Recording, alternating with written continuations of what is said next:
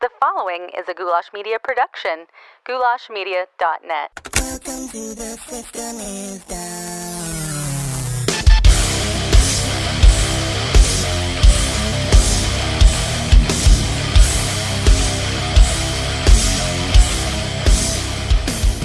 In a world where nothing makes sense anymore, in a time when I am pretty damn close to convinced that we're not only living in a simulation, but the creators of that simulation have just given up. They don't care about us. They have other worlds, other simulations to tend to.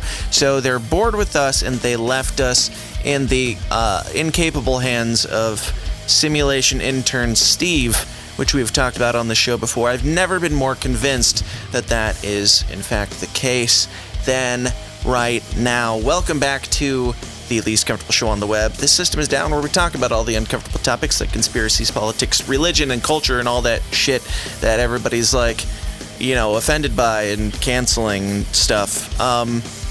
Yeah.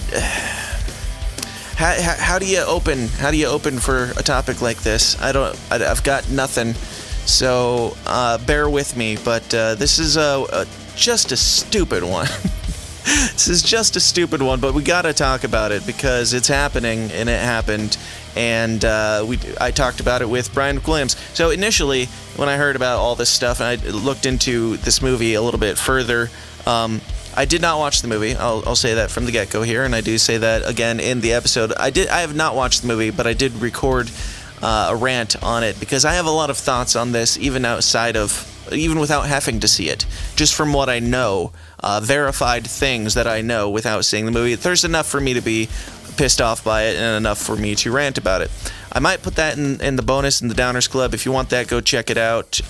Or go join the Downers Club and yell at me to release it. Otherwise, I might not, because it's not, it's not that good. Because I hadn't seen the movie. I decided, because I heard Brian McWilliams' rant on his show recently about the movie, saying that he had watched it. He did a thorough breakdown of it. I would recommend going and checking that out on the Lines of Liberty podcast, Electric Liberty Land. But I wanted to have Brian on again. He's a good friend of the show. He's been on here quite a few times. We do bonus shit together all the time. I wanted to have him on as somebody who's actually seen it to give a little bit more credibility to my angry ranting, shouting at windmills. But man, it's just Netflix. What do you want? What were you thinking here? This movie was made, and it made it all the way down the line to you, and you said, greenlit, go, we got you. This year, Netflix, I don't watch stocks or whatever, the numbers that adults are supposed to pay attention to. I don't know how Netflix is looking lately, but I can imagine before this movie came out that Netflix was probably looking pretty handsome in the year 2020 because everybody was stuck at home. Every show that Netflix put out or picked up from a different studio seemed to blow up and do gangbusters, whether it was amazing or not. Like we had Tiger King at the beginning of all this nonsense, and we had they picked up Waco, which blew up a little bit, which that was picked up from whatever it was, Paramount, and then they picked up the other one. What was that other one? Oh, they got the Michael Jordan documentary, which I'm still watching, and it's fantastic. Then they picked up Cobra Kai.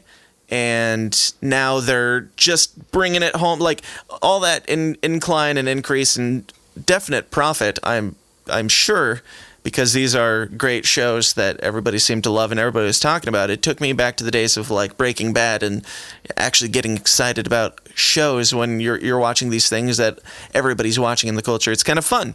And then we get instead of continuing that trajectory toward better content and obtaining other people's better content and, doing good things, we got Cuties to wrap up the year. And that's what everybody's talking about now. The newest thing is the creepiest thing that I have personally seen on Netflix, but I haven't gone out looking for anything creepier. It is possible that there's worse stuff there, and that is an argument that I've heard people make. Oh, this is nothing compared to blank that's also on Netflix. Okay, so if something else shitty made it under my radar and I didn't notice, okay, take that down too. Fine, whatever. And we'll get into all that here in a moment with Brian McWilliams. We'll get into like whether or not it should be removed, whether it should be censored, all that shit. I don't even know personally where I stand. I'll talk about it more after, because I might disagree with Brian on some things. I might dig a little bit deeper into my thoughts on those in the post-show rant that I will give you. I think this is probably satisfactory for the beginning, and I do give shout-outs to our sponsors in the middle of it, so I'll make this brief. Go check out Brave Botanicals, freeounceofkratom.com. Get your free ounce of kratom. The white Borneo is what I was drinking during this episode, and it keeps me sharp, keeps me yammering on.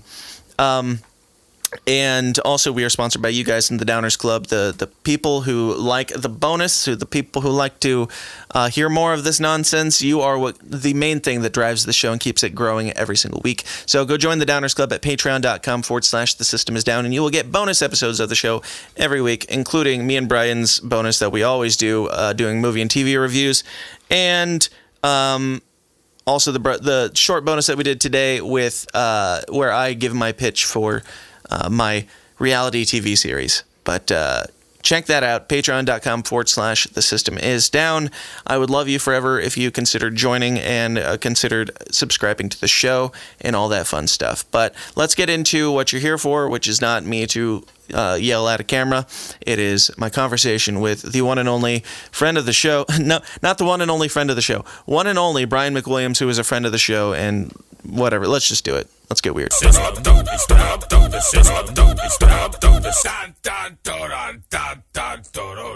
My guest today is the one and only, the host of Lions of Liberty's Electric Liberty Land, Bravo and Beer podcast. He's the co-host, the lesser co-host of the Rotten Potatoes Presents South Park and Rick and Morty recaps. He is one of the co-hosts of Legion of Liberty Doom, but most importantly, Mr. Brian McWilliams is our correspondent for Cuties, the most important movie in our culture at this time. Brian, how do you feel about your new title, and how's it going, man?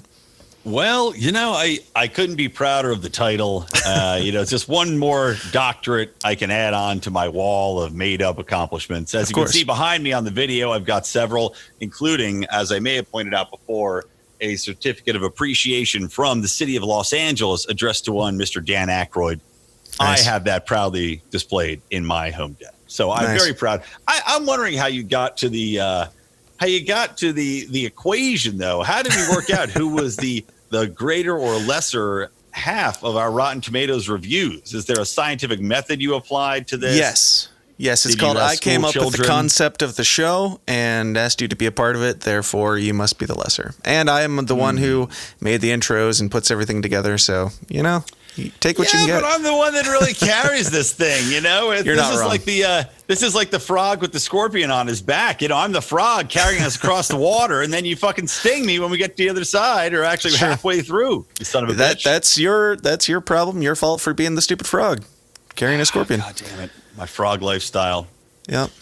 Anyway, yeah, Cuties though. That's a thing. We don't have to jump directly into it. How have you been? It's been quite a while since you've been on the show, man. Oh, I've been good. I mean, you've got kids. I've got a baby daughter now, so that's been taking up a lot of time. Congratulations. And, as you mentioned, thank you. Yes, thank you. She's little awesome, Ron Paul, right? Yeah, little Ron Paulina McWilliams, and Ronette Paulina McWilliams, actually. Nice, specific. But yeah, it's Rolls good, off man. the tongue. I like being a dad. It's fun. She's cute. She's just always smiley. She's not a real pain in the ass baby, I guess, as far as babies go. So. It's going well. She hasn't caught on fire yet, so that's a plus. I say yet, but that's a plus. You never know. There's always the possibility. Don't you like how there's a thing called sudden infant death syndrome that is just like babies just die sometimes, and we've just accepted. Sometimes they've just got an expiration date on them, and they come out spoiled. But it has gone down substantially. There was something where it was like. Because, it's every time with babies, like when I was a kid, they told all the moms, put your baby face side down, right? And you sleep on your belly. And now they're like, oh, don't do that. Because they found out that that's killing, like what the hell's wrong with you for listening to us? Because of that. Yeah, they're like, juggle your baby. And then it's like, so who knows, man? It's like eggs. You know, they're like, don't eat eggs. They're high in cholesterol. Now they're like, eat all the eggs. Yeah, they used to give us cancer. Now they're like a superfood or something. Exactly. It's all horse shit. They figure out different things. They're like, don't eat too much chocolate. Like, actually, eating chocolate can reduce heart attacks. Like, oh, don't drink. Now drink a glass of wine every night. So fuck them all. Fuck them all to death. Yeah, that's quite a tangent. But congratulations on the baby, nonetheless. Thank you. Yep. So how's everything faring in the COVID days? You are still one of the few sticking it out in California out there, it sounds like. Yeah, I'm still here. It's still kind of quasi lockdown here. It's a little sucky. At least the fires have stopped for the most part. We can see the sun again, so that was a fun time. It was like living in a Martian landscape. You know, we've got a hazy orange glow constantly, but now we're back to California living, and just I don't know, as bad as ever. It's not too bad. But the thing is, the lockdowns, like the good news is for the businesses around here with like the COVID shit and the lockdowns, we were a hotbed, quote unquote, just because we're a fucking city. You know, there's a lot of people here. But now that seems to have petered out a little bit. And because we've got nice weather, at least, a lot of the businesses, like they're closing down like half of the street so you can put out tables and have people dine, which is good. But at the same time, Gavin Newsom, our asshole governor, is still, one of these uber leftists that wants to roll out, opening businesses very slowly. We still don't have kids going to school, even though the latest study that just came out from Brown University, not like a GOP think tank, just said that there's like an under 1% transmission rate in schools. Like there's been no surges for K through 12s. Colleges may be a different matter because they're sticking things at each other. But as far as actual, K through 12, nothing. So all this hoopla, all this bullshit is totally unfounded. So we're still dealing with that crap. But at least my kid's at daycare. So yeah, and at least on the bright side, you've got good wholesome entertainment on Netflix to keep you busy. Thank God. Yeah, as if with the whole Bravo and Beer podcast thing that we're doing, which to couch that for people that don't know is just it's three drunk guys watching reality TV shows from a drunk guy perspective. So there's a very different way of approaching the shows than what you usually get. But between watching those pieces of shit and this piece of shit, I've really subjected myself to quite a bit of horrible content. A lot of shit over the past 2 months. Speaking of which, I'm going to save this for a bonus if we do it, but I've got a reality TV show to pitch to you and see if you can do something. Oh, okay. Anyway, so this whole Cuties thing, I don't know, like, do we want to... So it starts out with this poster comes out, and there's all this outrage. Were you as outraged as the rest of the, the online about this poster? Honestly, when it came out, I was like, all right, this seems like a bunch of hoopla. And looked at the poster. The poster itself, to me, wasn't anywhere near as bad as the movie. I looked at it, I was like, okay, this is definitely not something I'm a fan of, but maybe it works in the context of what the film's about. I don't know. I'm not going to jump to conclusions about the poster. It didn't really drive me up the wall. I feel like we've seen other posters similar to that, like girls in tiaras and whatever scantily clad. That wasn't spandex. That. Yeah, it's not ideal. It's not my first choice of sit down entertainment, but it didn't shock me as much as it did most people. But that was assuming that this was overplayed and assuming that it wasn't that the movie wasn't as bad. It's almost like, all right, imagine any kid's superhero movie that came out, right? Imagine whatever, Kid Danger or Spy Kids. They effectively had spandex outfits on. Like if you imagine these girls with capes on, you'd be like, okay, they're just as superheroes. No, it's not really that sexual. They were wearing tight outfits. But like you said, presuming that the whole thing was overblown in general, which when you watch the movie, it is not. It is far more disturbing than you'd think. And then you're like, okay, I can see why people were upset about the poster. Right. But, there was a trailer along with it that I think that must have pissed off people more. I haven't seen the trailer, and this is to clarify. I have not seen the trailer. I have not seen the movie. I don't intend to. So that's why I brought Brian on here to be our Cuties correspondent and take that bullet for us. Yeah. Well, I also didn't see the trailer. So my first exposure was, for over at Lions of Liberty, I was like, okay, I had somebody in our forum request that I watched. I was like, okay, yeah, I should watch it. because usually I just would, go on and yell about it. But I'm like, I don't want to yell about it if I don't know what I'm doing. That was actually what I was planning on doing, and I recorded an episode by myself just yelling about it. Then I was like, Brian watched it. Let's make him come on and take the blame. What do you want me? Do you want me to go through a breakdown, or do you want to ask me specific questions about the film? How would you prefer to do it? Well, we can kind of pepper it back and forth. It can be whatever it is. I'm not too worried about it. But starting out with this poster situation, so I've heard a lot of people say the movie was a lot worse than the poster actually was, and it's worse than you guys expected. As somebody who didn't watch it, I can't speak to that. But with the poster thing, do you think that, like, they apologized for it? They apologized that they put this out there, even though it was in the movie, correct? Yeah. They apologized that they put that out there, but it clearly is. I mean, it's literally the outfits they're wearing in the film. Right. And, again, even the apology over the poster, okay, good, they apologized. But again, if you're going to apologize over the poster, then you should preemptively probably put a warning on the film itself. Right. We wanted to apologize for this. Also, the movies, you're going to hate that too, because it's the exact same fucking thing. Yeah, it's literally the same thing, but as we're saying, like a million times worse. Sure. And it's like they keep putting trigger warnings in front of all these films, right? Blazing Saddles now has a trigger warning and explanation about it. None of that's in front of Cuties. There's nothing in there to say, hey, by the way, you're going to see borderline child pornography here if you watch it. And it doesn't talk about the goal of the movie, right? Because that would presumptively ruin the end of the movie. But they have no problem doing that, Blazing Saddles.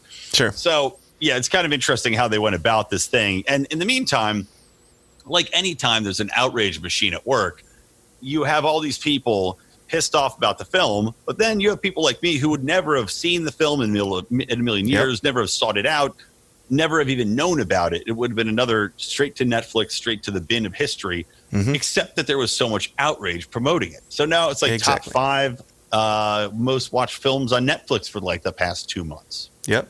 So my question is, do you think that was intentional? Like them coming out and apologizing for it, making a big deal out of it, allowing it to spark controversy?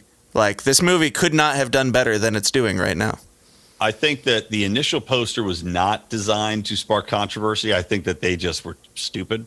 But after that, I believe it was definitely played to pump it up. Kind of like how PETA will put forward Super Bowl ads that they know will be rejected, and then they'll put out a press release about how the ad was rejected, and then people go watch the ad. Similar tactic, except they're apologizing for the film while refusing to take it down. Right. Artistic freedom and all that. Netflix and all the big tech will censor everything under the sun, but they'll take off. There's a great show called The League of Gentlemen, and they had a couple of blackface, or you'd call blackface now, sketches in it.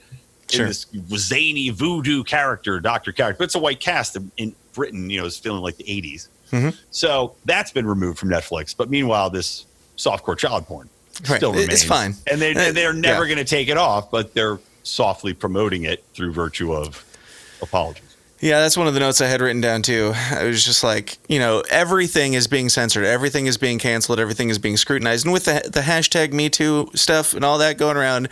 But this is what this is the hill we're going to die on. This is, not only does it get a pass, we're going to fight to defend softcore child pornography on Netflix, because that is where wokeness takes you. Yeah, that's the hill you want to die on. And, it's overall just the response to this from the left, and you've got the Rotten Tomatoes, it's got terrible reviews. People hate it. It's currently at 85% from the critic score, and audience score is 14%. Yeah, exactly. And this is another classic movie. Like, there was a movie, I can't remember if we talked about it or not, called The Witch. Did you see The Witch? I did, and I don't remember anything about it because I was falling asleep in the theater. It was, exactly. It was one of the most boring pieces of shit I've ever watched. Yeah. It was one of those movies that film school nerds get big hard boners off of, and then the general public, and it had like 100% on Rotten Tomatoes. And as I went and saw it with my wife, and we were watching this incredibly plotting, slowly shot, long cello notes over over forest scenes for fucking 2 hours movie. And we came out going, that was stupid. It was boring, and I don't understand what these people see in it. Cuties is the same. And it's almost like one of those things where, because it has an artistic ending, which I'll tell you about, and it's got a spoil away. I'm not too worried about spoilers here.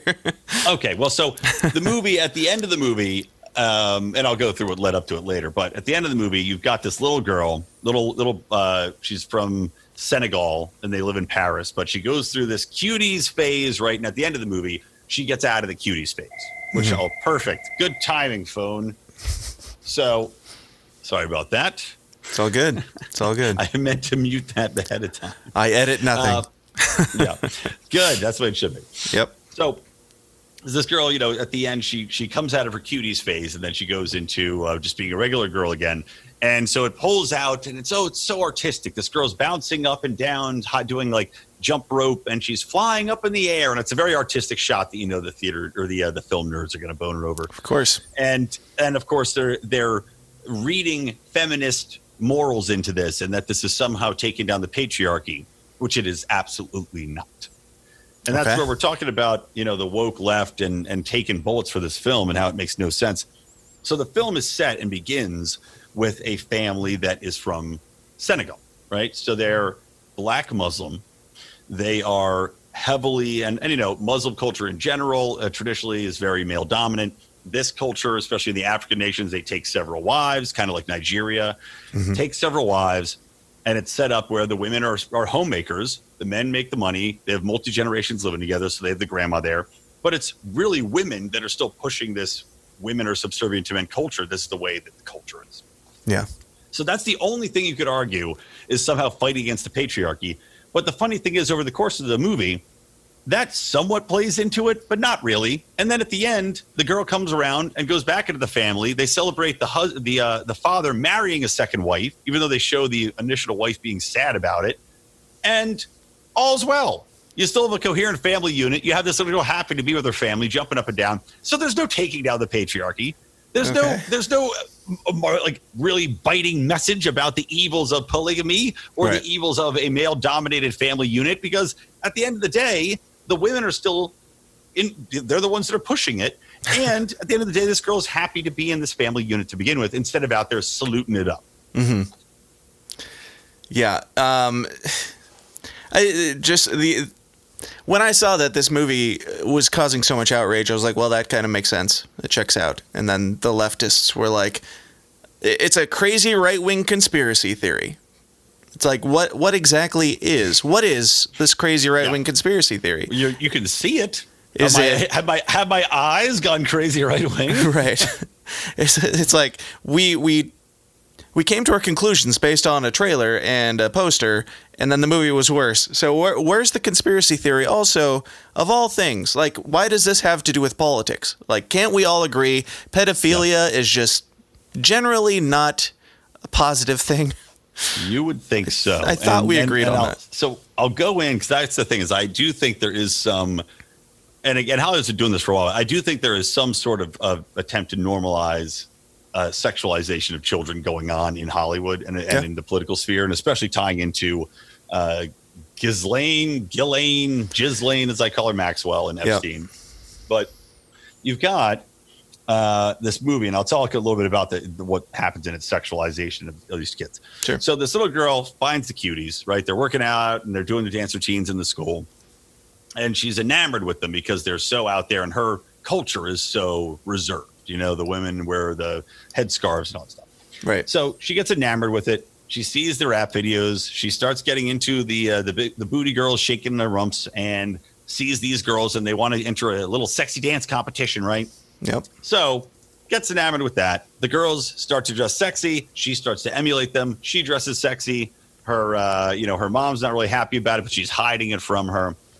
Flash forward to the real sexualization parts to it, where she's now stolen a phone. And this is why I flippantly, in my review of it, I had called it, and I don't know if I'm sure you listened to the episode or I did. Not yet. I listened to it. That's what convinced me to have you on.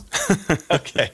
So I called it, what they really should have titled this film is, the tragic framing of an innocent delivery man for pedophilia. Because what ends up happening is that the lead girl, Amy, the Senegalese girl, Sure. She steals a phone from the nephew of the new mother coming into the house, while he's dropping shit off. So she uses his phone to videotape her taking selfies as an 11-year-old girl in sexy clothes, her doing kissy faces, filming music videos of the other girls dancing around And that's where it really becomes overtly sexual, is these girls are doing these dance moves, and the camera, like, it would have been something if you said, okay, they're doing sexy dances. We're seeing it, but we're not zooming in to within 5 inches, it looks like, of their crotches and asses and tits, what tits they have, to where you can distinctly see every nook and cranny.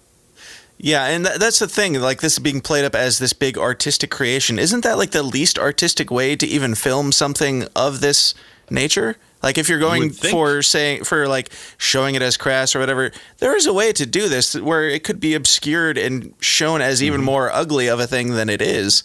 Like, it seems like it's more. It sounds like it's more praised than it is actually critiqued.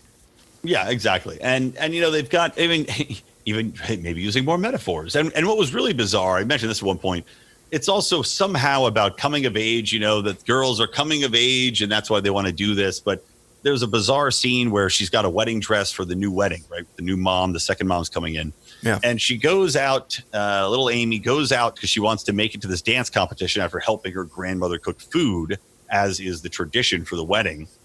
And as she's running out, the dress starts gushing blood. And you're like, what? Okay, did she cut herself? Why does this dress have blood on it? Of course she started her period for the first time, right? Yeah, period for the first time. The blood's coming out of the dress. But meanwhile, the dress, there's no metaphors, there's no hallucinogens, there's no cutaways. So it's coming out of like aspects. The front of her or the bottom of her? Front. It's a dress hanging on the wall, and it's coming out of the dress. She's just looking at it. Okay. And nothing else in this movie. Everything else is purely literal, told from a straight narrative. And then you've got this random shit thrown in. You hear that, ladies? Like, why? This is the message. This is the message that they're saying. When you start your period, kids, you'll lose your fucking mind and you'll become a psychotic woman.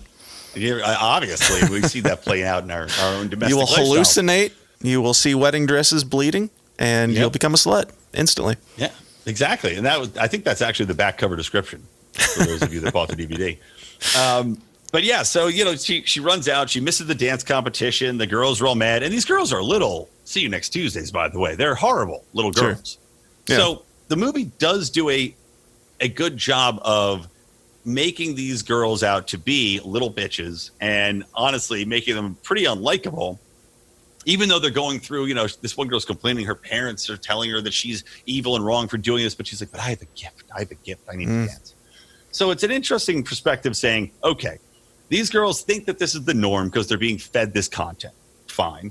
They're showing that the parents are condemning it, but at the same time, they're kind of arguing, this is freedom of expression and we're being oppressed by not being able to be ourselves. Sure. Fine.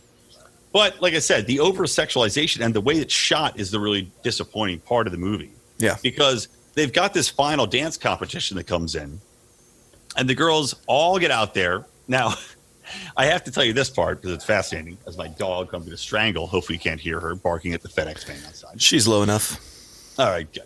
So leading into this final dance competition, right, the Cuties, number one, this poor delivery man tries to get his cell phone back from little Amy. Now, he comes to her house. And he's like, give me my phone. She like bites him or scratches him and he drops the phone. She steals it, runs into her house as he's banging on the door, and uses that time to take a snap of her bare vagina and upload it to social media. Now, as you do. As you do when you're being chased, Perfectly rational way of thinking, right? When you're trying to get away with, theft, you just take a second for a quick pose. Yeah. Maybe she thought that was going to, maybe like a little talking mouth down there was going to have an explanation for the police that they would use. But I was so blown away by that scene because it made zero sense to me. It's like, other than, like, let me ask you, what do you think? What is the purpose of that scene other than to try to frame this guy for being a pedophile, in which case it still wouldn't, does an 11-year-old have that thought process that quickly to come through and frame him? Because she obviously doesn't. She's been framing him the whole time herself as being framing this guy as a pedophile. So what possible reason would there be? Right. Yeah. It sounds like she's been framing him for the entire rest of the movie. So what difference is one more picture going to make either? And posting it online. That's even her thought process, which it had not been in any way until now. And then she uploads it to social media, which a pedophile also wouldn't do. Right. So what is the reason for even that story? Is there a reason for the story arc of her stealing the phone other than she needed a camera and just didn't have one? That was literally the only story arc. So she can download videos, watch booty girls, take videos, post pictures on social media. So again, the dangers of social media and getting likes. You know, she got addicted to the likes. Right. But at the same time, it also raises the question, in 2020, if somebody steals your phone, which you can easily, number one, find. Right. And number two, turn off the data. Why is this guy just letting his phone be used by this girl fucking around with it for 2 weeks before he tries to come and get it? And why has it already been shut off? There has never been a cell phone in the history of cell phones that you can't turn off if you lose it. Exactly. Exactly. No Maybe matter what the time Nokia period brick is. Phone. Yeah. So there's that ridiculous scene. So that happens. And then the guy just goes away after that, right? He doesn't even know that she took this badge pic. He just goes away. So was it posted to like parents. his social media or her social media? Her social media. What the fuck even does that do? It makes no sense. Like, I don't understand. Yeah, it makes no sense. So then the next day at school, some kid is like, hey, nice badge pic, badgie. And she like stabs him in the hand with a pencil. You know, Wait, what did you expect was going to happen? Is that the girl? actual line? Because that sounds like your rendition of it. Well, it of was the in line. French originally, so it might have been. Gotcha. Whoa. I was going to say, that sounds like a Brian McWilliams edit, so. Yeah. So let's see. So anyway, so she gets upset. They call her parents. Her mom beats her with a sandal, right? And tells her how much of an embarrassment she is. But the Cuties still, they find out they got through to the next round of the competition where they're performing at a park. So she desperately wants to perform, but the girls now want nothing to do with her because of this vag pic, which I guess is a good moral lesson. I guess, but to your vagina pic action. When did they become the arbiters of morality? You know, that's a very good question because Where's these girls the have really line? been huge pieces of garbage the entire movie. Right. Stealing. Oh, she also stole. I forgot. Amy also steals her mom's credit card and goes on a shopping spree buying thongs and bras and I think the fancy dance outfits that they use. All right. So another great scene. Yep. So I'm trying to get to this last scene so we could go back. Sure. So on her way, right, they kick her out of the group. And this little kind of chunky Latina girl was in the group originally. And either they booted her out and welcomed her back or she was on a trip and came back. But they're walking, you know, this little girl, Amy, tries to run to get in this competition, but she knows she has to take out the other girl first. So what does she do? Pushes her in the fucking river as she's unsuspectly walking by. Girl can't swim and is drowning in the river. Does Amy stop and help her? Nah. Just watches the girl. It's just a coming of age thing. To a buoy. Yeah. It's one of those coming of age things, like sink or swim. She was helping her out. Yeah, that girl later went on to become Justice Sonia Sotomayor. Nobody knows. Nice. And then I'll sum this up. Long story short, very long story long. Finally gets to the dance competition, takes part in it. They're sexy dancing. They're getting booed because the people in the crowd are like, what the fuck are we looking at here? Boo to these sexy little weirdo girls. And again, uber crotch shots, seeing outlines of genitalia very clearly that I never wanted to see in my life. And they finally, Amy, the black chick daughter, Senator's daughter, thinks about it, starts crying on stage, runs home to the wedding, and now is just a normal little girl. Despite all the horrible things she's done, the man she's framed for pedophilia, the girl she tried to kill, the child she stabbed in the hand, all the money she stole, now it ends, all's well. So the moral of the story is life is terrible. You suck. You're a skank and nobody loves you. Just go home and live your life like somebody that you're not. Like, yes. And if you jump roping heals all apparently, and the cops will never come for you. Yes. And there's no consequences to your actions other than that one time when you got to stab a guy with a pencil. Yes. So for anybody who doesn't know, you work in some way with foster kids, or foster system, and I do the same. Yeah, I don't personally interact with them that much. So I do PR for a living, and I work with an organization named CASA, which they work directly with foster kids, and basically just help them in the court system. They'll like advocate for them in the court system. So this is even better. I work with foster kids, and you work with what is acceptable behavior for humans to present themselves. What's your take on this with a Rotten Tomatoes or Rotten Potatoes meter here? As a PR person who sees Netflix putting out this, where do you rank it? I mean, dude, it is awful. I can't see. Well, what standard are we using for our Rotten Potatoes, by the way? We'll just go same ABCD, percentage. EF? Well, Or percentage? I guess we usually do the ABCD, so we'll go with that. All right, so I would give it a D. I'm not going to give it a straight F. And the reason why is because the moral of the story, oddly enough, they went a long way around to try to have a good moral. Because the moral is actually that you should not be doing this stuff if you're 11 years old, Sure. right? They show that with the girl getting booed. But And they proved it by show forcing them to do it. Yeah, and they don't show the consequences to this Right. stuff. And they don't show any comeuppance. And they also don't know what audience they're going for. Because you're clearly not going to have a fucking 11-year-old watch this movie. So is it talking to the parents who already probably don't want to have their kids doing this? Yeah. Parents are generally, they're all in agreement that pedophilia is wrong and your children shouldn't be doing overtly sexual things. We all agreed on that. The kids aren't allowed to watch it. So, yeah, who are we targeting if not just your everyday run-of-the-mill pedophile? Right. Exactly. Exactly.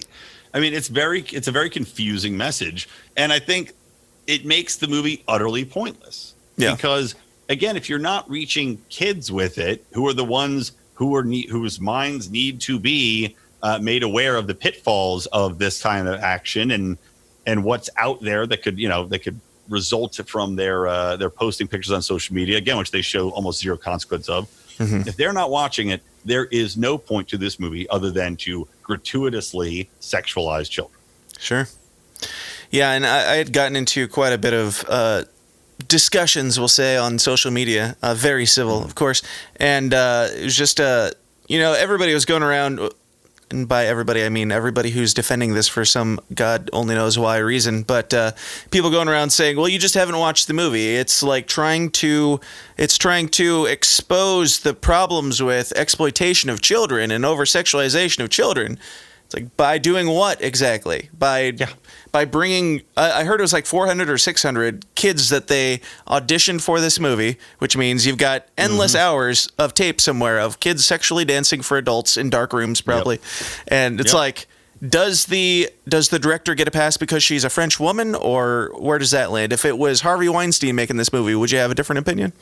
Right, of course. Exactly. It's like, without a doubt, they somehow anything French is far more artistic and apparently above condemnation. Yes. But yeah, I mean, like I was saying earlier, people going out of the way to defend this thing, like we're saying, though, they're defending it because they read some article on fucking HuffPo that went out of its way to defend it, which, again, why they're defending it is beyond me. It's almost like a gut reaction. It's like people who, if you voice any opposition to a Democratic policy, immediately think that you are a Trump supporter, even though you might just be voicing an opposition to a policy that has shown it makes no sense over the past 30 years, right?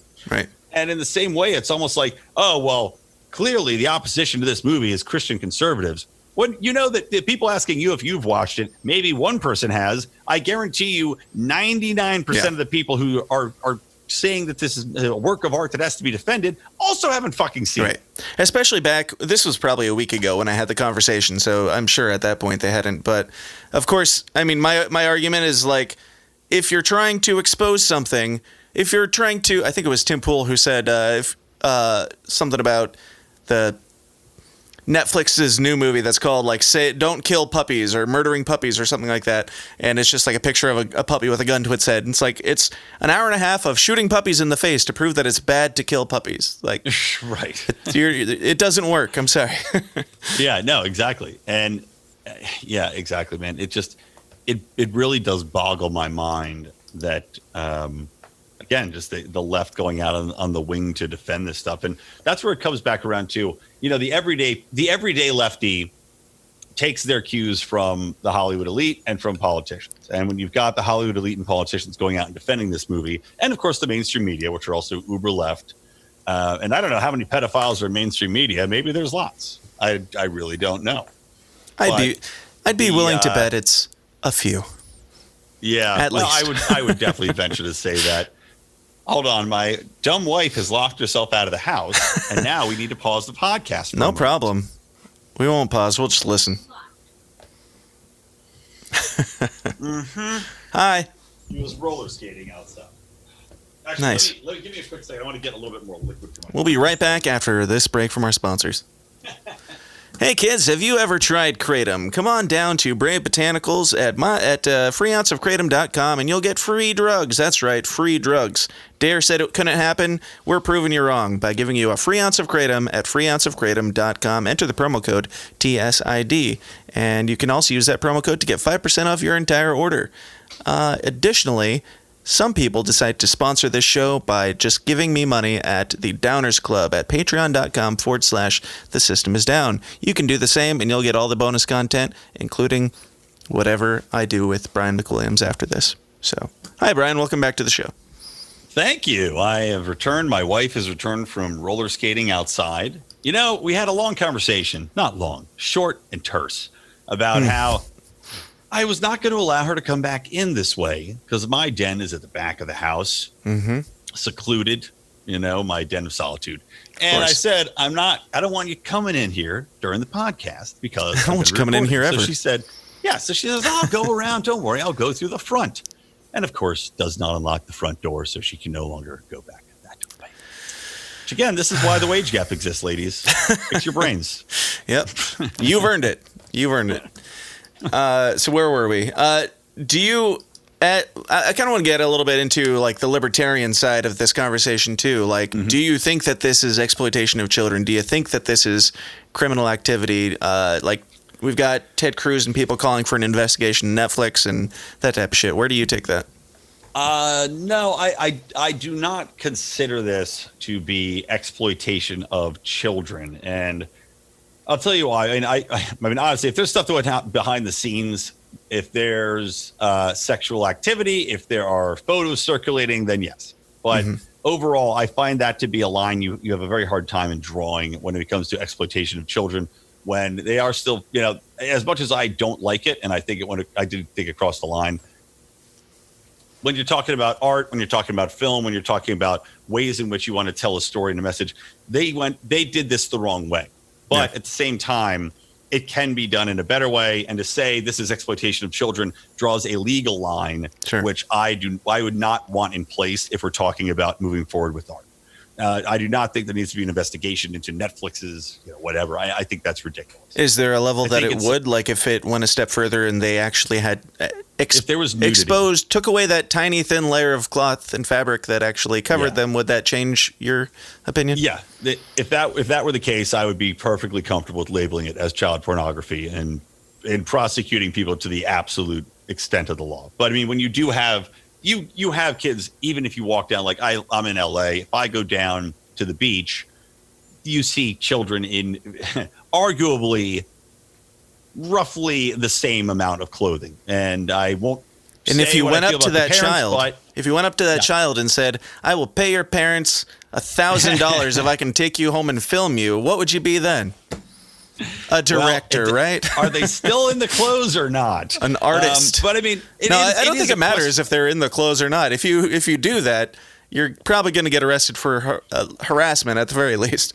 Well, agreed. But again, this is a different context. When we're talking about, if you're talking about making a quote unquote piece of art in the same scenario, again, I'm not comfortable drawing a legal line there because there are other instances where somebody could be doing something similar but better.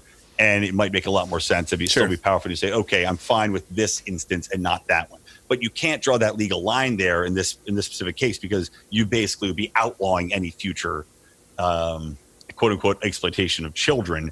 And you could also then give anybody that wants to have a legal cudgel against them. Like that's where you would be able to give Christian conservatives, for example, a cudgel to go after almost anything they didn't like if there was a child involved. So that's where my libertarian base fuck you comes into play, even though I don't like what I'm seeing here and I oppose it. Yeah.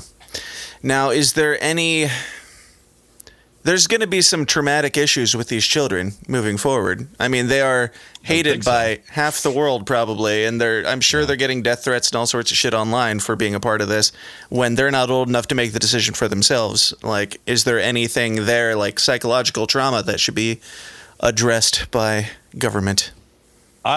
Again, by government, no. I think that these kids, just like any kids, especially when in the entertainment industry, you have a lot of legal cases come to the forefront later on. Yeah. Especially where you have child actors involved, where they're suing either for money or they're suing because their parents had screwed them over. Now, I could see these kids suing to have emancipation and say, you put me in this movie, and maybe at the time the kid's like, yeah, I'm going for it. But the parents allowed this to happen.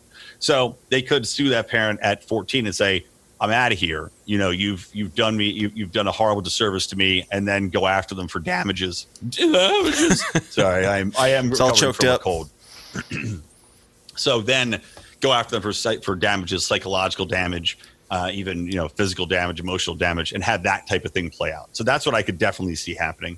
But again, from a government standpoint, I don't see that. I wouldn't want it, and I don't see it happening. Yeah. Now, you brought up a little bit earlier kind of the moving in the direction of normalizing this type of behavior, normalizing pedophilia in general.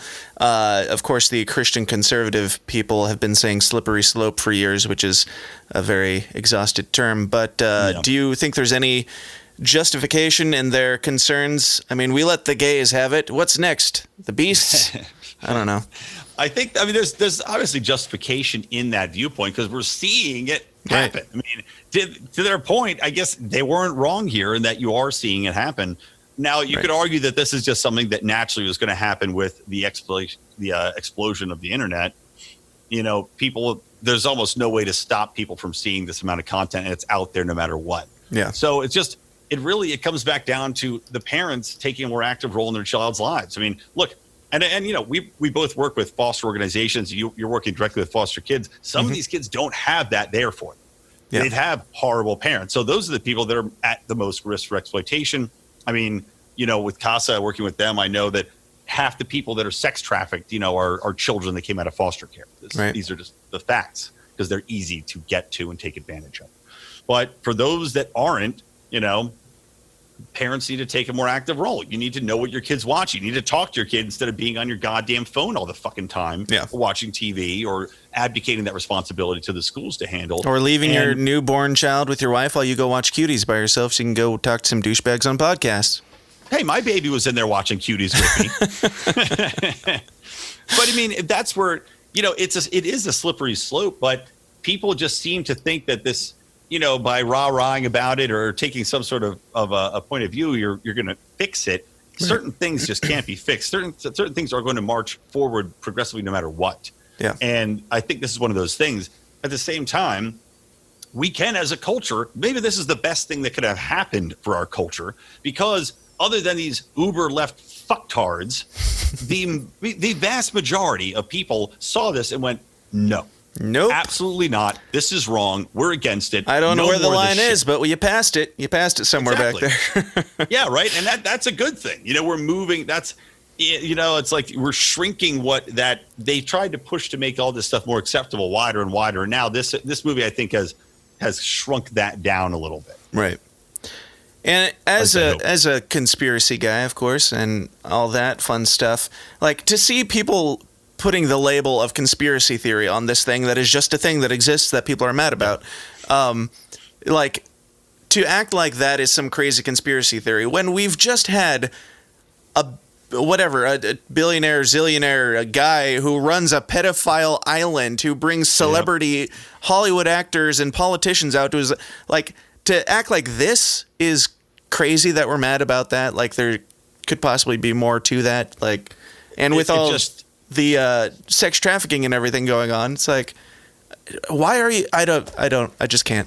I can't. It shows you that really, and it's become more and more apparent. Scott Adams, the Dilbert creator. Yeah. I haven't really listened to him much lately, but I know I was listening to him a lot during the initial Trump ramp up and kind of the TDS, Trump derangement syndrome. But he's got this theory, which I think I completely subscribe to now, which is there are basically two movies going on, two realities, and people have literally, there's some of us, the red pilled, as they like to say, although I hate that phrase now. Yeah. But there's people like you and I who are looking at it. We don't have a specific allegiance to one side or the other. We're kind of just seeing it, taking information, processing information, and looking at it from a more realistic and logic-based perspective. Yeah. Most people are not doing that. And they are viewing, the people that are viewing this, they see these horrible things happening to children. They see that, it has a predominance of lefties involved in it. But yet they still worship Bill Clinton, worship Hillary Clinton. We know Bill Clinton's been on that plane like 100 times to Pedophile Island. We know all these other people have been on there. We know that there's a flight list. We know what happened. We've got witnesses that are testifying. We've got girls that were raped on this island.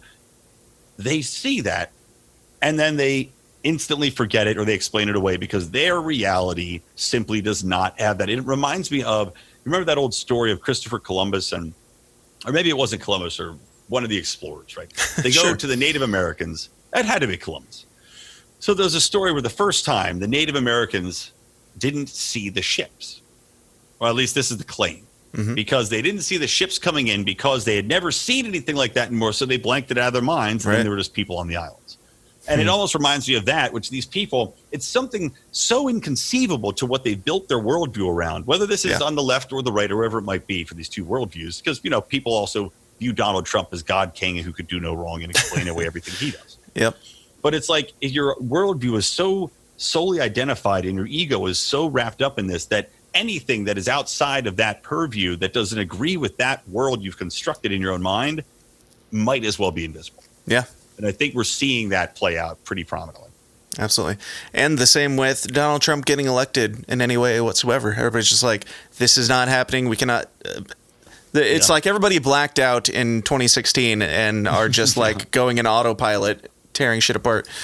But so there's the hashtag Save Our Children movement, which is what they're calling the right-wing conspiracy. And I actually, I almost never get into arguments or even really that deep of discussions with anybody on Facebook outside of our forum, because I'm like, I don't have time for this shit. Like, if I'm in there, I know that people are going to be civil and actually have a conversation. But I did get into one for a brief moment. Somebody was bashing on the hashtag Save Our Children because our is too specific and it's talking about white people's kids. Why would it be talking about white people's kids? What was the rationale to explain why they... Well, again, these internalized biases are really amazing. I mean, I had the same experience recently. I posted a story about from Quillette, which of course triggers the left anyway. But it was a story about Black Lives Matter and also, but in the larger context of media influence, groupthink, and how... And the irony of it is the story I posted, it was because it was talking about how most protesters or most activists have less information than the average person. Yeah. But they believe so much more. And any information that comes in, like I was just talking about, they reject it outright. They do not want to read it. They don't want to hear it. They don't want to acknowledge its existence. So I post this story, and of course, I could have named the people, and they're right there instantly, brainwashed leftists, yelling and screaming. And I'm like, the irony here is that you're literally embodying what the article's about without reading it. And so to the same thing you're talking about, it is absolutely frustrating because they're projecting their internal bias onto whatever you put there. It doesn't matter what it's going to be. Yes. Because all they're going to do is project their worldview on you, despite you could be agreeing with them and they will still disagree with you and project upon you can't say that. Maddening. You can't say Black Lives Matter and all lives matter is discriminatory to Black Lives Matter. And also Save Our Children is too specific to white people. Like, can't we just say everybody who doesn't like children being trafficked for sexual slavery, most people, can we all just say that that's the hour that we're talking about? Well, would they have preferred if we said save your children? And they'd be like, that's like saying you people. Well, I think it started out as Save the Children, and then that was like the name of Hillary Clinton's like organization where she was like, I don't know, trafficking children probably. It's got to be it's some big charity, Save the Children. Yeah. So it switched to Save Our Children, which apparently means save white children, but Black Lives Matter is... I don't know. You lost me. None of it makes sense. None of it makes sense. It's anarchy. It is. But in a bad way. In the bad way, yes. Not in the good way that we like with no leaders, no rulers. So real quick, we got to, I don't know, the fact that it's a female, I just can't get over this. Like, if anybody else, even if it was some French dude, we'd look at it. If it showed up on Netflix, everybody'd be like, fuck that guy. If it was like a straight white dude who's French or whatever, everybody would be like, fuck this movie. But I feel like because it's this artistic French female, it's like, wow, it must be about feminism. It must be about the feminist movement because a woman made it. Yeah. Well, it's basic unintelligent thinking. It is taking in external cues and somehow rationalizing and again internalizing them to a worldview. Yeah, and never let that worldview be sullied with any sort of evidence to the contrary, whether it be based in reality or not. Yeah, but yeah, it's amazing. Just like anything you see, like the female Ghostbusters movie. Terrible piece of shit, horrible film. Sure. Had to have been sexism is why people didn't see it. Well, right? obviously. Because clearly this is an amazing work of art, fantastic film. Yes. Instead of just being bad, it had to have been based in sexism that it failed, right?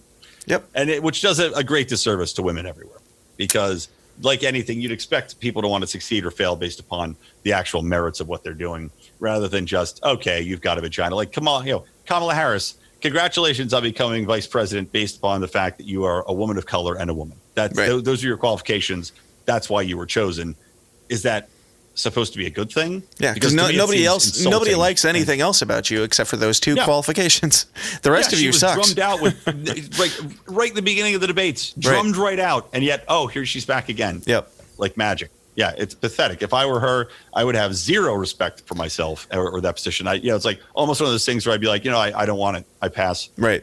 I'm just serving a purpose. Plug me in to serve your fucking purpose. Thanks. Exactly. I had the theory, and I stand by it, that she's basically a sacrifice for the Democratic Party. Because they're like, we need somebody who, if we happen to squeak through, can actually run the country when Biden dies.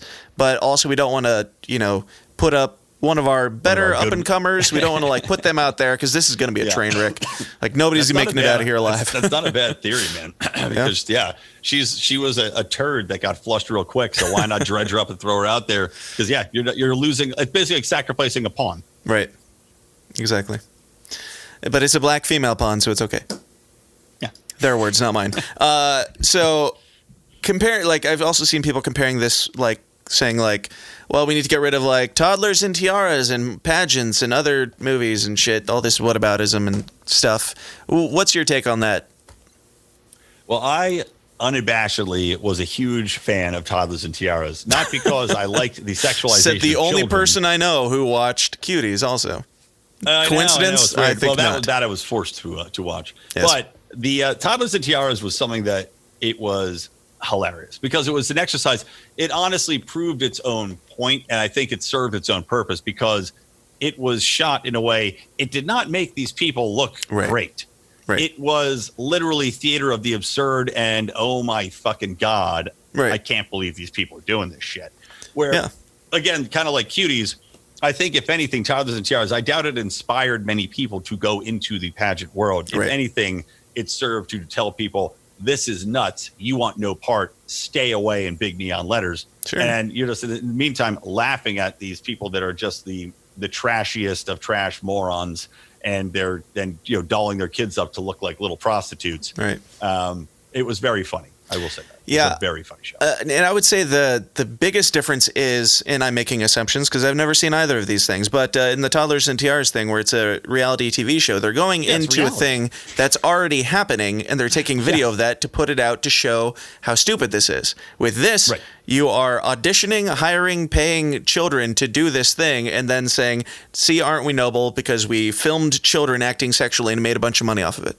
Yeah, and also I will say that in the Toddlers and Tiaras, there weren't, I would argue that since you're just dolling these girls up in those outfits, they are still being sexualized because they're dressing them like they're strippers half the time. Sure. But there was not the gratuitous, much like in Cuties where they booed the girls for dancing sexily. Mm-hmm. If you did a sexy dance in the Toddlers and Tiaras, you would have been booed and probably banned. Right. They would probably ban you from competition. It's supposed to be cute. But they're still doing splits and shit on stage and doing belly shakes. Right. But at the same time, they're also not zooming in on crotches. And to your point, they're not curating this intentionally sexual experience. Right. It's more just get out there and blow a kiss to the judge. And yeah, I have filmed many a pageant, unfortunately, and if you would like to hear my rants on how I feel about pageants, you can go join the Downers Club at patreon.com/The System Is Down, because I've done quite a few. Usually, when I'm done filming, on my drive home from wherever I'm filming, I'll record something just so you get the real aggression, but I doubt that I'll be doing any more of those. Anyway, my point is, they've kind of like... I've always hated them. I've always thought they were creepy and gross, but they've tamed it down with them taking out the swimsuit competition, and which makes it so like the younger ones, even though they weren't doing the swimsuit competition, they would just do like, I don't know, whatever, playwear or something like that. Yeah, they'd still have like they'd still got like bikini tops and like short shorts and shake around. That's the thing. Having even the older girls doing it and not the younger girls. The younger girls are looking at that, expecting for one day I will be old enough to take off my clothes for these people to judge my body. Like, just that expectation, I think, is creepy too. Now, if there's any consolation too, is that seems like all the judges in these competitions were former pageant people, old fat women, or extremely flamboyant gays. Of course. At least the toddlers and tiaras. Who else would want to do that shit? Gays, maybe I wouldn't be surprised if the flamboyant gays were in some level, I don't know, interest in the kids, but it was like one of those things where it's mostly girls, almost 99% girls. And I'm like, these super flamboyant gays probably aren't getting too much out of this other than just like getting a kick out of it. Sure. But who knows? Your words, not mine. I'm not going there. It's still weird. It's still very, very weird. Yep. So... is this movie bad enough that if you were watching it, let's say you're at work and you're in the break room and you flip on Cuties, would you be uncomfortable with your boss or a coworker walking in and finding you watching Cuties? Yeah. 100%. And the fact that Absolutely. it's not porn, or it's not labeled as that. It's supposed to be this wholesome thing with children, but you would be probably less comfortable being discovered watching this than you would just regular porn. Oh, yeah, for sure. Especially if you're just creepily watching it alone. I'd rather be caught watching porn any day of the week. Yeah. But at the same time, it's one of those things where like I saw some people calling for it to be removed, and with the libertarian world, it's always the free market, calling for censorship and cancel. You can't cancel Cuties because that's censorship. And I'm like, well, no, it's not. It's not cancel culture in that respect. That is a market response. You're not attacking people with a small minority of people to try. This is. At certain points, it is a boycott. If you want to boycott Netflix to make them take this down, it's like boycotting anything else. Yeah. So, the market response is what it is. But like I said, the sad thing is Netflix is going to leave it up there because it's getting so many views. Yeah. Now, I don't know how many subscriptions they've lost, but I would doubt many. I mean, I'm still not canceling my Netflix subscription just because of this one film, but I'm hoping they get that slap on the fucking wrist will wake them up. And as I said, I'm hoping that culturally it's woken a lot of people up where they're saying we don't want to see this shit. Yeah, for sure. Now, the weird thing to me is like when you're going through all that, it's like, what was the process? What was the thought process? Because this took like 2-3 years. It went through committee after committee after committee and meeting, and all these people had to agree this is what we want to do. And you would think that I would make the assumption that everything that Netflix puts out is to get somebody else to join Netflix and watch their movie. Now, who are they trying to get? What are they benefiting from keeping this movie on? That is the question. That's what I said on my own show too. I said, I don't understand why Netflix would have greenlit it in the first place. Because it's really empirically, it's a shitty movie too. It's porn. Sure. It's not interesting. The character arc is stupid. Like I said, there's no real character growth. It's just, there's no consequences. It's a very fucking dumb movie. And it just feels like something where they went, this is going to be like, I can see the thought process. This is going to be real groundbreaking, artistic kind of thing. People are really going to be like, wow, Netflix is out there on the forefront of the women's lib movement, when it has nothing to do with anything. And it's just a shitty movie that's exploitation. Right. Now, is it more or less dangerous than the Joker movie? Far Well, I'd say dangerous might not be the word. I didn't think the Joker movie was dangerous at all. I don't think this movie is dangerous at all either, because no kids are going to be watching it. Right. So I just mean like comparing the outrage is the fucking media coverage for it. Really, that's the danger of this movie. Just like with the Joker, the exact same thing is happening. So naturally, we are being the thing that we hate and shedding more light on this thing that we don't think that people should shed more light on. But whatever. I broke all the mirrors in my house, man. I can't look at myself. That's right. That's what we do. You got anything else on this bullshit? Nope. That's all I got, man. Cool. If people want to hear my full review, obviously they can go listen to Electric Liberty Land, where I review that on the Lions of Liberty. He gets graphic with it, otherwise, yeah, that's it. Go listen to Bravo and Beer. It's funny, even if you don't like reality TV. We make a lot of jokes. I created a phrase I'm very proud of called I called two idiots having sex, rubbing their tarred yards together. I think that's a fun phrase that we should probably try to put in the lexicon. Absolutely. That needs to be in the zeitgeist. That's it. Yeah, that's it, man. Thanks for having me on. It's always fun to talk. And of course, I think we're going to have to get together to talk about the South Park pandemic special, right? Oh, yeah. When is that? For our Rotten Tomatoes behind the paywall for our Lions of Liberty and for Absolutely. It might end up being free since it's a special, but who knows? Stay tuned. That's true, maybe. It's a good way to get people in for when they start up again and we start doing Rick and Morty's and South Park. Exactly. Also, we can get people in by saying, I'm going to pitch you the best reality TV show idea ever here in the Downers Club, and y'all can go steal my idea over there. But Brian, it's been awesome and always a pleasure. Thanks for being here, man. Yeah. Hey guys, thanks for sticking around to the end. I hope you enjoyed my conversation with Brian McWilliams as much as I did. And I did. I'm glad that I didn't have to go watch the movie in order to be, justified in talking about it.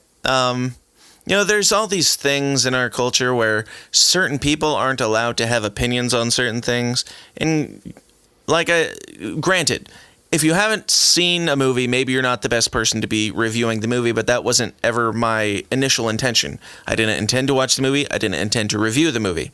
I intended to see the buzz that was going on around the movie, hear the contents of the movie, and get an idea for whether or not I was justified in being uncomfortable with the existence of this movie. And I feel like especially now that I have actually spoken with somebody who has taken that bullet for everyone, I wasn't wrong.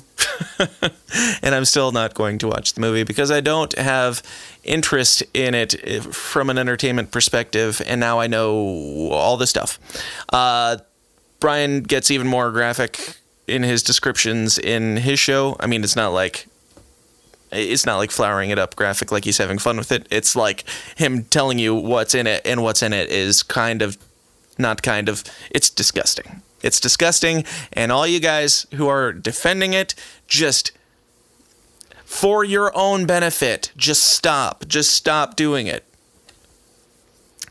I don't care if you keep making an ass of yourself, but for your own benefit, I as a friend would tell you, let this one go. Let this one go. It's not a crazy conspiracy theory. It is a thing that happened, and the only conspiracy theory is that there's anything else that happened behind the scenes that we don't know about, which is very possible. I'm not saying it did happen. I don't have any evidence that it did happen other than the overt sexualization of hundreds and hundreds of children in auditions. And when, I guess would it be Hollywood still, since it's a French film, but all the bigger movie productions and stuff, you hear about all the shit going on behind the scenes with adults having issues with this type of thing, and adults having issues with the pedophilia topic when it's not a movie, even when it's not a movie that is based around the sexualization of that age group of individuals. I don't know if this video, I don't know how long we made it into this video before it got removed from YouTube, but if we made it this far, congratulations, we did it together. But I don't know, man. It's a hard line to draw. It's a hard line to know. As a libertarian myself, also, I don't know where I stand on that. I personally believe that children were exploited in the creation of this movie. I do. I don't think that a thin, sheer layer of fabric that conceals nothing to the imagination of children, showing that, I have a hard time not thinking that that's well past the child pornography line. And, man, it's tough because it's like, I'm not for the cancel culture. I'm not for, calling people out for something that they tweeted 20 years ago. Or 10 years ago, I guess. Was Twitter even around 20 years ago? I don't know. Probably not.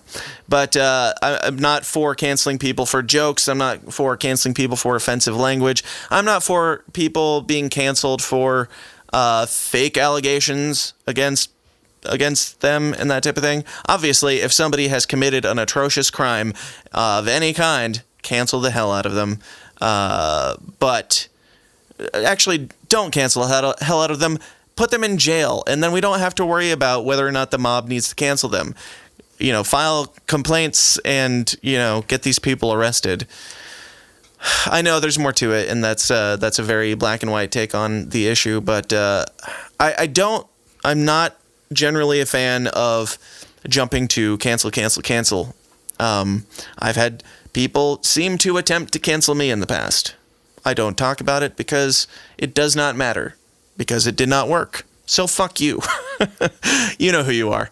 Anyway, and if anybody wants to know, just shoot me a message. I'll cue you in. I'm not trying to hide it, but I don't want to give scumbags any more airtime than they deserve, which is negative amounts. So I'm not for the cancel culture aspect of this. However, I am for protecting children. I am for figuring out where the line is between exploitation and art, or exploitation and what have you. And of course, there's the question of, is there some imaginary number that changes things? I don't know, but 11 is below the line.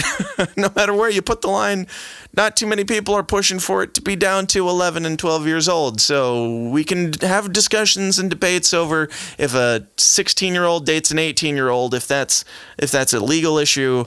That's a completely different issue than what we're talking about here, which is adults filming children doing sexual things and distributing it in a mass quantity to everyone in the entire world.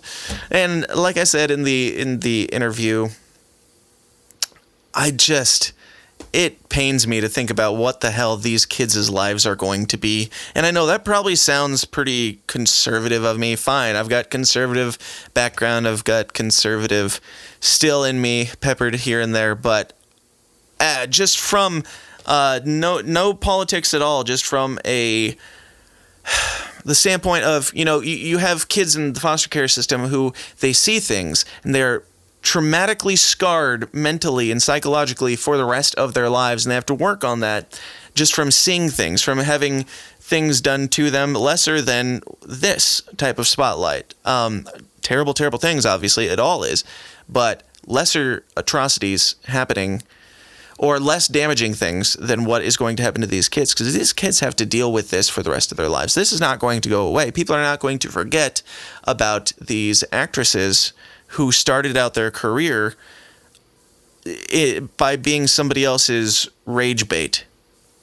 They were, in my opinion, the way I see it, and Brian, it seems like he probably would disagree with this, but the way I see this, for me personally, this is an example of sneaky pushing of the boundaries, and it is rage bait. It is okay. In my opinion, this is people using children to make other people angry enough that their movie does more at the quote-unquote box office, more in the numbers. It's just gross, man. It's not just using children. It's using children in this way to turn yourself a profit. And when you've got all the different outrage of the day, just pick one. There's always a new thing every single day, especially in this election time, when there's a new outrage, but now we're not allowed to be or we're not supposed to be, or some people would prefer, let's not be hyperbolic, some people would prefer to defend this and would prefer that we were not speaking out against treating children this way. That is the hill that they want to die on. The same people want to cancel. What's the most recent cancellation that we talked about? 21 Pilots for making just a flippant tweet. They wanted to cancel Gina Carano from The Mandalorian because she wanted to put her fucking pronouns in her Twitter bio. They wanted to cancel everybody. It's always a new thing. Andy Signor has been on the show from, Popcorn Planet. It's just, they're so quick to cancel people, but they're so quick to say, this needs to stand and we cannot take this down. I don't know if the right thing is to take it down, but I will tell you, I have not canceled my Netflix subscription, but I am pretty damn close. And I would say that this is like, I wouldn't even say like the first strike. I would say this is like strike 2.5. And if I see like one more thing that seems like this is the route that we're going to lift this up, you are gone in no time flat. And that might be hypocritical of me to keep it around even for now, but conveniences. Where is the convenience line? That's something that we all got to kind of take into an account when we are dealing with this type of thing. Where is that convenience line? When do you draw the line and say, fuck it, that's enough. That is enough, and that is, you have done something so stupid, so completely and utterly stupid, that I can live now without my The Office. I can live now without my Tiger King. I can live now without my Cobra Kai, which the wife and I are watching. If we had finished Cobra Kai and then Cuties came out, I would probably have canceled Netflix right away. Netflix, all you got, the main thing that you got, in my opinion. Okay, the reason why I like Netflix is because of the stand-up comedy, which is hard to find in other places. If there was a better option for that, I probably would have been gone sooner. And now I'm just making excuses and being a hypocrite. But, like I said, you have to figure out for yourself what is too far. And this is really fucking pushing it if it's not there already. And I'm still debating it. I could wake up tomorrow and change my mind and be like, no, that this is too far. Because this is too far. This is too far. You have gone too far, and you're giving me so much damn good content, so much good, decent content, and wholesome content for only $9 a month or whatever the fuck it is now. Am I gonna cancel it because you put out one terrible thing that I'm not going to watch? I don't know. I'll let you guys know, because I'm not trying to hide anything. I'm not trying to be fake here. I'll let you guys know if I decide to, but for now, I gotta finish that Cobra Kai, man. Me canceling is not going to bring the beast down, but it will certainly be a start. And I certainly encourage people to, if you feel compelled to make that sacrifice, you're a better person than I am so far up to this point. So please do it.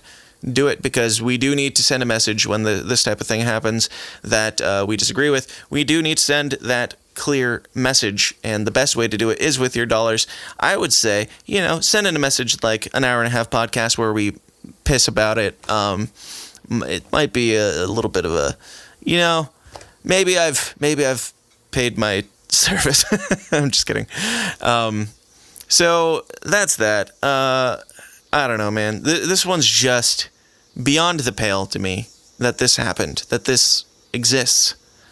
There's a lot of things that I can deal with. There's a lot of things on Netflix that I think shouldn't exist, probably. There's a lot of things on... I'm not a fan of, I think that Hollywood is lazy in the over-sexualization of everybody. I think Hollywood uses that as a crutch to sell shit always.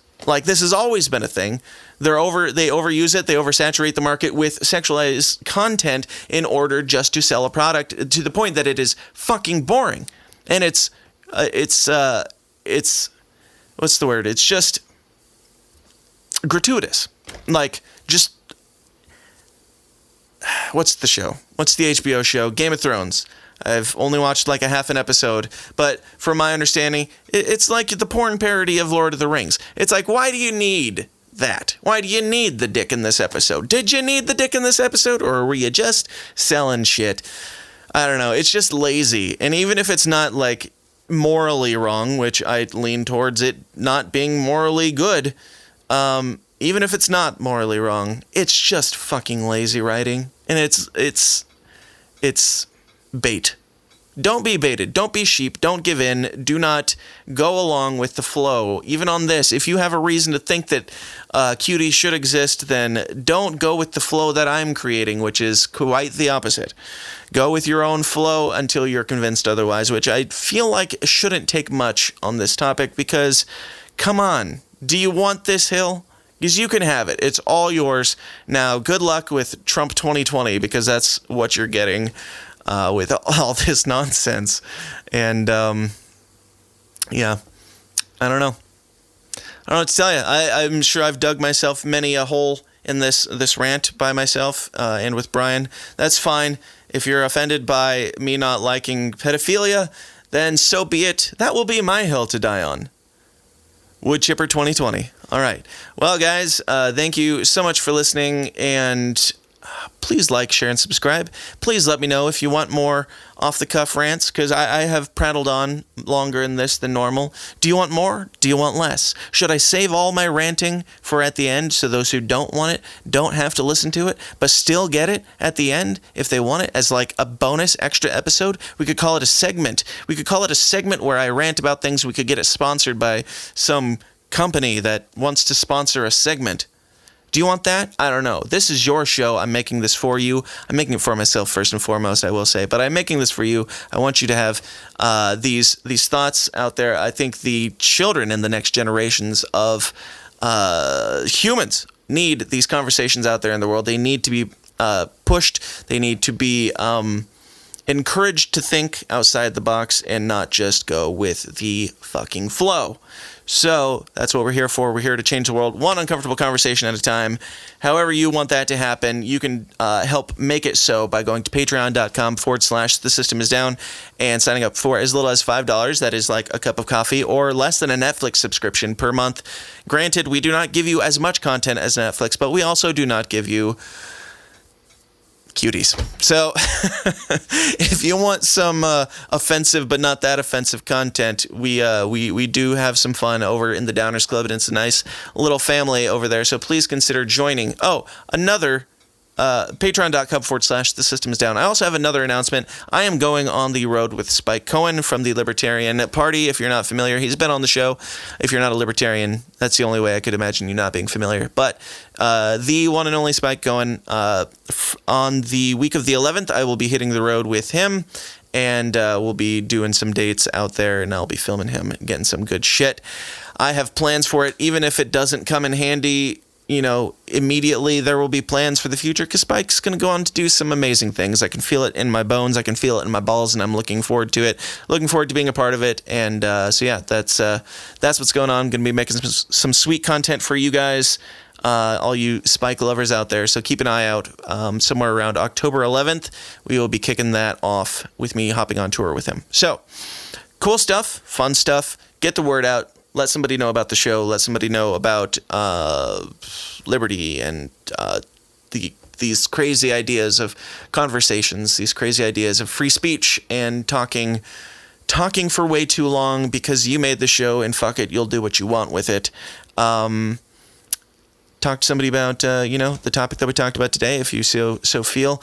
I honestly encourage people talking about this. I know it sucks to shed light or it sucks to keep putting a spotlight on a bad thing. It sucks to keep saying, I don't know, to give it more attention. That's only going to boost the numbers because people are going to go check it out based on the outrage. That is not my goal, obviously. But I do think it is important for us to know what this is. Because if we're talking about the slippery slope does go somewhere. There is another level past Cuties.